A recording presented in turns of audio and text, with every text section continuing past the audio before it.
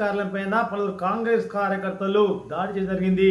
ఈ యొక్క దాడిలో ఏదైతే కార్యాలయంలో ఉన్నారో వారంతా కూడా గాయపడిందని వారందరినీ కూడా ఉటావుటిన ఆసుపత్రికి తరలించడం జరిగింది. ఇక ఇదే విషయాన్ని తెలుసుకున్నటువంటి గోషెమ్మల్ ఎమ్మెల్యే టి రాజాసింగ్ గారు ఒక ప్రకటన విడుదల చేశారు. తాను ఇప్పుడు అయ్యప్ప దర్శనార్థం నేను కేరళకు వచ్చాను, రాష్ట్రంలో లేనని, ఏదైతే బీజేపీ కార్యాలయంపై దాడి జరిగిందో నన్ను తీవ్రంగా కలిచివేసిందని, ఘటనని ప్రతి ఒక్కరూ ఖండితని చెప్పేసి కోరుతూ, అదే నేపథ్యంలో రాష్ట్ర ముఖ్యమంత్రి రేవంత్ రెడ్డి గారిని ఉద్దేశించి ఆయనను తీవ్రంగా హెచ్చరిస్తూ కూడా ఒక ప్రకటన విడుదల చేశారు. ఆయన ఏమన్నారో ఆయన మాటలనే విందాం. अभी अभी न्यूज के माध्यम से मुझे ये पता चल रहा है कि भारतीय जनता पार्टी कार्यालय पर कांग्रेस के गुंडों ने हमला किया है। मैं शबरीमला मंदिर आया था केरला भगवान जी के दर्शन के लिए, और मैं न्यूज में देखने को मिला कि भारतीय जनता पार्टी कार्यालय पर अटैक हुआ और अंदर जो भारतीय जनता पार्टी के अधिकारी है उनको भी मार लगी और बहुत सारे कार्यकर्ताओं को भी मार लगी। लाठियों से, डंडों से, पत्थरों से भारतीय जनता पार्टी के कार्यालय पर अटैक हुआ। मैं मुख्यमंत्री रेवंत रेड्डी से पूछना चाहता हूं, क्या यही है तुम्हारी कांग्रेस? क्या यही है? क्या यही सिखाया जाता है कांग्रेस के कार्यकर्ताओं को कि एक पार्टी कार्यालय पर जाकर हमला करे, पार्टी कार्यकर्ता के लोगों को मारे, अधिकारियों पर हमला करे? क्या यही है कांग्रेस में? पूछना चाहता हूं।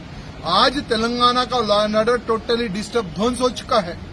होम मिनिस्ट्री भी रेवंत रेड्डी तुम्हारे पास है ना, तो क्या कर रहे लॉ एंड ऑर्डर को? मैं पूछना चाहता हूं रेवंत रेड्डी को।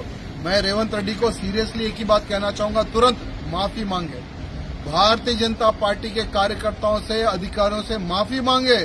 हम भी अगर चाहे तो कांग्रेस ऑफिस को जला सकते हैं, ध्वंस कर सकते हैं, बुलडोजर चढ़ा सकते हैं, लेकिन हमारी वो संस्कृति नहीं है। अगर कोई व्यक्ति आपके कांग्रेस के नेता पर कोई किसी प्रकार का कोई कमेंट करता है, अगर आपको वो कमेंट सही नहीं लगता है तो उसका प्रोटेस्ट करने का एक तरीका होता है। तरीके से प्रोटेस्ट करो, ना कि हमला करके। अगर हमले की प्रथा को अगर शुरू करना चाहते हो तो हम भी तैयार हैं। जिस भाषा में कांग्रेसी गुंडे समझेंगे उस भाषा में हम समझाने को तैयार है। रेवंत रेड्डी जी सावधान हो जाओ, हमसे न टकराना। जो भारतीय जनता पार्टी से टकराएगा वो मिट्टी में मिल जाएगा। यह बात रेवंत रेड्डी को समझने की आवश्यकता है। तुरंत मैं डीजीपी से निवेदन करना चाहता हूं, जिन जिन लोगों ने भारतीय जनता पार्टी कार्यालय पर हमला किया है सभी लोगों को अरेस्ट किया जाए, और रेवंत रेड्डी जी तुरंत माफी मांगे, नहीं तो इसका अंजाम बहुत बुरा होगा। తాను ఇప్పుడు నేను రాష్ట్రంలోని అయ్యప్ప దర్శనార్థం కేరళకు వచ్చానని, ఈ విషయం నేను మరి మీడియా మాధ్యమం ద్వారా చూడడం జరిగిందని, బీజేపీ కార్యాలయం పైన కాంగ్రెస్ గూండాలు దాడి చేయడం అనేది చాలా సిగ్గుచేటని, ఇది హేయమైన చర్య అని, దీన్ని ఎవరు కూడా సమర్థించరని, అదేవిధంగా రాష్ట్రంలో ఉన్నటువంటి కాంగ్రెస్ ముఖ్యమంత్రి రేవంత్ రెడ్డి గారు మరి ఇలాంటి దాడులను మీరు ప్రోత్సహిస్తారా? మీ కాంగ్రెస్ కార్యకర్తలకు ఇదేనా మీరు నేర్పుతున్నది? ఏం నేర్పుతా ఉన్నారు కాంగ్రెస్ కార్యకర్తలకు? మరి బీజేపీ కార్యాలయం పైన దాడి చేస్తా ఉంటే మీరు ఏం చేస్తా ఉన్నారు?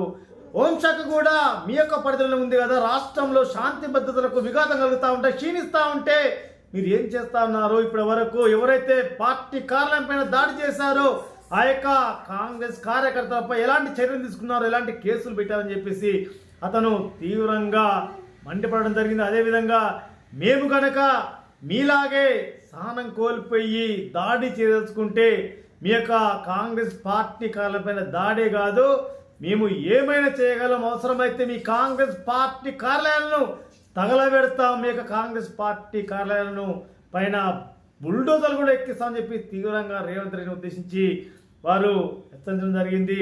వెంటనే రాష్ట్ర ముఖ్యమంత్రి ఎవరైతే కార్యాలయం పైన దాడి చేస్తారో వారిపైన కఠినమైన చర్యలు తీసుకొని వారిని శిక్షించాలని చెప్పేసి ఆయన కోరడం జరిగింది. ఇదే విషయాన్ని రాష్ట్రంలోని పలువురు నాయకులు కూడా తీవ్రంగా తప్పుపడతారు. ఎందుకంటే ఒక పార్టీ ఇంకొక పార్టీ కార్యాలయం పైన దాడులు చేసుకుంటూ వెళ్తే ఇది ఎక్కడికో దారిస్తుంది, ఇది మంచి పద్ధతి కాదని, ఇలాంటి పరిస్థితి భవిష్యత్తు తలెత్తితే రాష్ట్రంలో శాంతి భద్రతలకు విఘాతం కలిగేటువంటి అవకాశం ఉందని చెప్పేసి పలువురు అభిప్రాయపడతా ఉన్నారు. జై శ్రీరామ్, భారత్ మాతాకి.